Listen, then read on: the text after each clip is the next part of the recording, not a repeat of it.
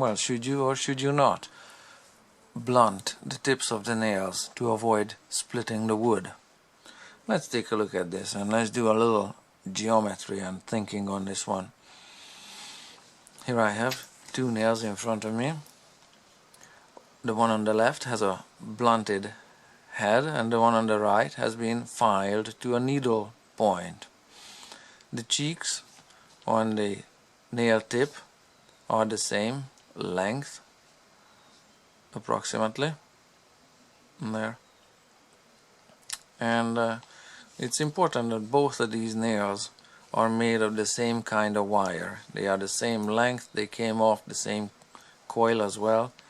So how nails are made, and this has to do with geometry, is that the wire from which the nail is made is on a huge coil, and the machine that forms the head on the nail also pinches it off and forms the tip of the other nail that's behind it there, you know. Comes in a wire and it gets pinched and the head gets formed in one move, and then the next nail and the next nail, and the nail head is formed and the nail tip is also made the same way. Okay, so these wire nails have the same diameter. It's important because how nails work is that nails are friction fit into the wood. Okay, the way nails hold is that this one has to be forced physically into the wood fibers, and the wood fibers gotta give and make room for the nail, and the nail be included in the wood.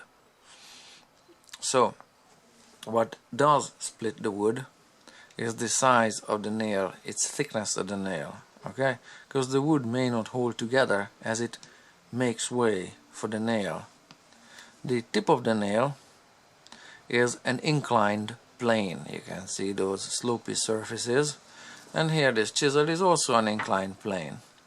It starts here at the edge, and then here is the bevel on the chisel, the bevel face on it, and that's the end of the inclined plane, the steep part of the inclined plane, but the chisel keeps getting thicker and thicker and thicker all the way to the tang here. So just as you can see, forcing a chisel into the wood, and that's how this one is made to split the wood using the simple machine named the inclined plane. Okay, that's the physics principle this uses. The same way the nail forces itself into the wood using a simple machine, the inclined plane at the ends here to get started, and then it's got a constant size. Alright, this is an inclined plane, just as this is. This is made to split wood and to dig into wood. This will also split wood, whether on a microscopic factor or on some visible crack size scale. That's another question. But all nails split wood, except of course the wood is soggy wet, dripping wet. But even so, the space for the nail has to be created, and it has to displace some volume of wood from the space that the nail needs to occupy. Okay, and it doesn't make much difference, or any, if the beginning of the inclined plane is blunt or it's sharp. Actually, what I'm thinking, if it's blunt, it's gonna split the wood and bulldoze wood fibers in front of it in a more drastic way, because this will cleave and part wood somewhat smoothly. So I say, if anything splits the wood, it's the blunt nails. But again, the thickness of the nail has ultimately to do everything with. And here I have both nails, same nails, driven into this wood, full length. And if we look at it, this one is the nail with the blunt tip, This one is the nail with the needle point tip. And let's look at the fiber tear out here.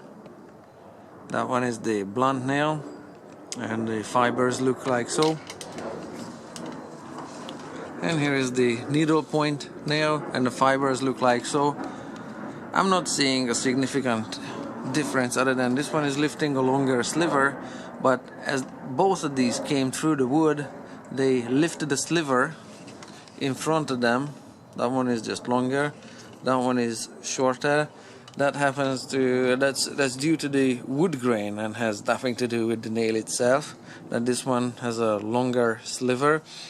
But the width of the sliver on the sharp nail or needle point nail is about the same as the width of the sliver on the blunt nail. Okay, the width is what I'm concerned about. The length has to do with the wood grain, because both nails are the same size and they displace the same amount of wood in front of them to advance in the wood.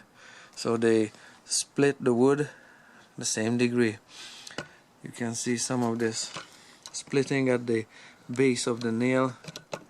It's very hard to focus with this camera, and it's a very tiny amount of splitting. So that's all I have to say about that.